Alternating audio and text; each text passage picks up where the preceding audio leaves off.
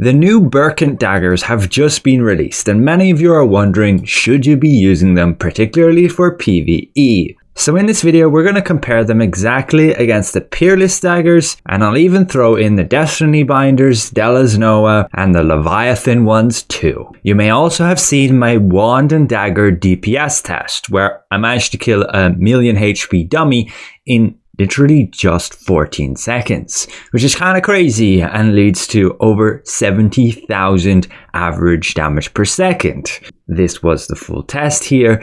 And then I went and showcased my build, which is still a work in progress. However, it does have some updates, including the rotation and masteries that are particularly important for increasing your damage further. So I'll cover all that info just after we go through the different daggers and which ones you should actually be using for Darkblighter. If you want to look at these comparisons for a different weapon combo, it will vary a little bit based on the different abilities you're using and how much you actually gain through basic attacks. But the short of it is the Peerless Daggers are just best. In this table, they're over 5.38% better than Bercant, which I've put as the baseline, with then the Deluzhnoa closely behind that, with Destiny nearly 3% worse and Leviathan over 6% worse. So you end up with this little chart. So you can see I've done some pretty extensive breakdowns. This is for the Peerless Daggers. This is the Bercant Daggers, Destiny Daggers, Leviathan Daggers,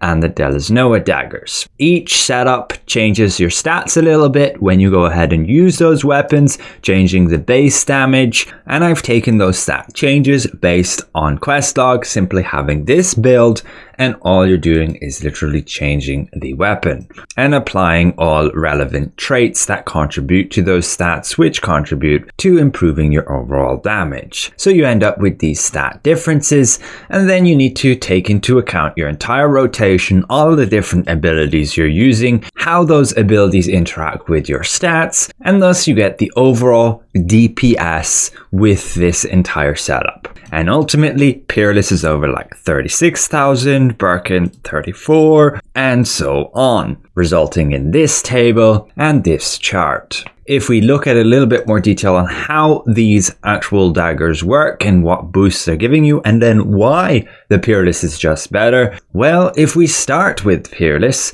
you can see it's giving us a boost to Fatal Stigma. I have gone through the testing of this to get the exact math to check in game, 3,473, and we can see it matches exactly with our damage formula with a critical hit. Thus we can find the monster damage boost of 40% works. I checked then with the Peerless Daggers, and that works to be a multiplicative damage boost. I then checked with, say, the poison stacks, having 20 of them, and that's also another multiplicative damage boost, 144%, matching exactly what we see in game. So this boost is actually pretty powerful. But on top of that, the Peerless Daggers have the best base attack speed, along with boost to cooldown speed and that attack speed trait. This results in a much lower attack speed, meaning you can cast skills faster and you will trigger more basic attacks. And do not underestimate the value of basic attacks here for Darkblighter. It's over 25% contribution because of the dagger mastery here, which boosts it by 150%. Be aware, skill damage boost does not affect basic attacks, and that's accounted for. Again, matching the values we see in game with the math here. This overall results in the Peerless Daggers performing the best. However, this is considering maximum uptime on basic attacks, which is going to be nearly 70% of your time. The great thing with basic attacks is even if you delay casting a skill, you're automatically going to keep basic attacking your target. So if I delay my skill by 1 second, I'm already going to output over 5 basic attacks because my attack speed is 0.198. So do not underestimate the sheer amount of damage you gain through that. However, the time where basic attacks drop off is when you're in a burst fight, where you just need to cast your rotation really quick with these skills, and then say the boss phases, and you end up with not much time basic attacking. So we had a look at that. like 50% uptime on basic attacks, 25% uptime on basic attacks, and say 0 time basic attacking. And if you want to compare those values versus the Bercant weapons, you can see that even with only 25% of your allotted time with your rotation, it's still going to be over a 1% damage boost versus those Bercant weapons. But if there's literally no time to basic attack at all, which can happen in PvP, this does indeed make the Bercant weapons better. But in PvE, you'll have a surprisingly amount of time to basic attack, and a lot of time that you just don't really notice. Like you have a split-second delay between casting 2 skills, and you will already have cast multiple basic attacks. Every single basic attack can trigger twice based on your offhand attack chance, a heavy attack, etc, etc. All accounted for with this math. The benefit of the Bercant weapons is it gives plus 30 base damage to both of your weapons. This adds to the minimum and the maximum, and also to offhand.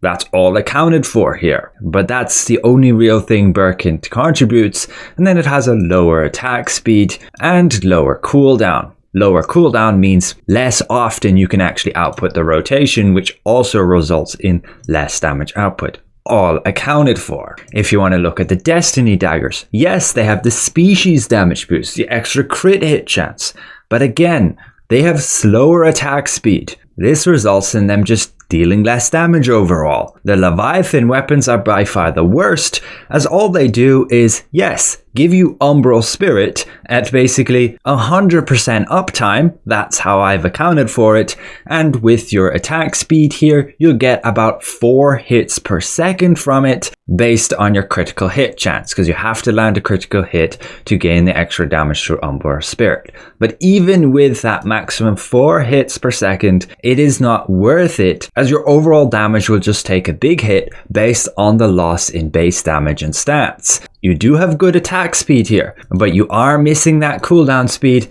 and you are missing that base damage. And finally, the Deluzhnoa Daggers, they literally have a ton of base damage, and that mainly carries them, so they can come very close to the Bercant weapons. So ultimately you end up with this Peerless Daggers clearly being quite a bit better. The only case it may not be is if you literally have no time to basic attack at all, which is generally not going to happen in most boss fights. You always have, even if it's just a few seconds to basic attack, and that is a ton of extra hits, which is a ton of extra damage. What I actually did not account for here was the fact those basic attacks can also trigger your wand mastery, this explosion. So the more basic attacks you're doing, the more attacks per second, the more damage you're dealing, which can make Peerless even better again, but that's not actually accounted for. I probably should have done so, and that will just make Peerless look even better. Be aware again, this is all for Darkblighter,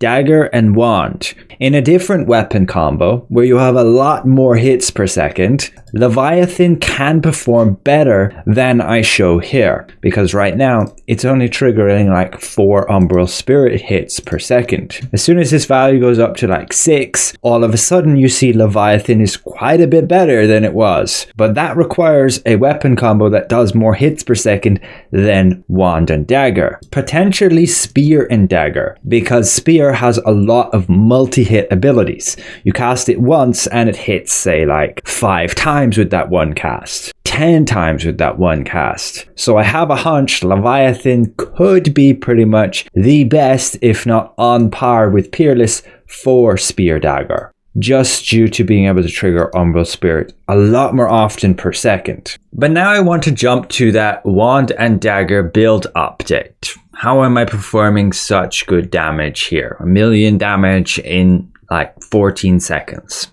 It's pretty nuts, yes. And it requires a specific rotation and setup. Keep in mind again, these tests do take advantage of all the buffs possible, like your Remedy, your Artifact, your Guardian, you're going to have Stellarite, and you're going to have Buff Food. Not something you will use all the time in every fight, but if you do the same test across other weapon sets, you can go and compare and see which performs better for you. Wand and Dagger is super powerful, and I did make some adjustments to my build. I'm using Witching Hour here, simply increasing the duration of your curses, and that will result in a higher damage curse explosion. You can use it just after curse explosion within the 1 second delay before a curse explosion triggers, although it doesn't really matter which order. But also be aware from my previous rotation, make sure to use Touch of Despair first. You want to get that damage over time to trigger your vampiric contract right at the start. I didn't actually do that in this DPS test, so I did actually lose quite a bit of damage. But nonetheless, it's still a crazy amount of damage over time. Also, in terms of the dagger masteries, don't use potent toxicity and don't use strategic exchange. I have looked on the math at both, and both will just lose you overall damage. Your Destructive Fang is actually very viable. I just yesterday tested all the PvE enemies, and they do have defense.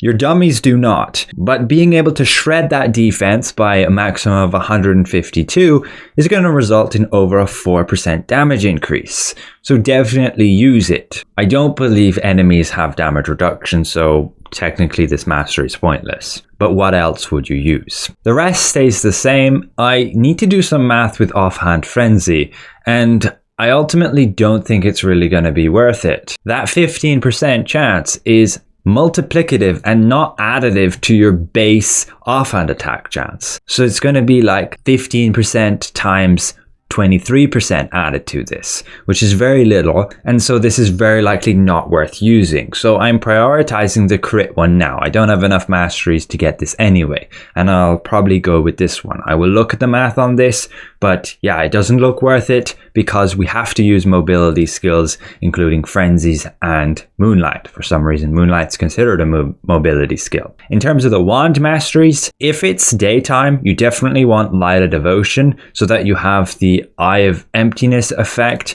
with your devotion and emptiness to always give you that 43% extra damage over time. It's 36% times 1.2 through that 20% boost. You definitely need Corrupting Hit and yes, Abyssal Burst and all the rest of these.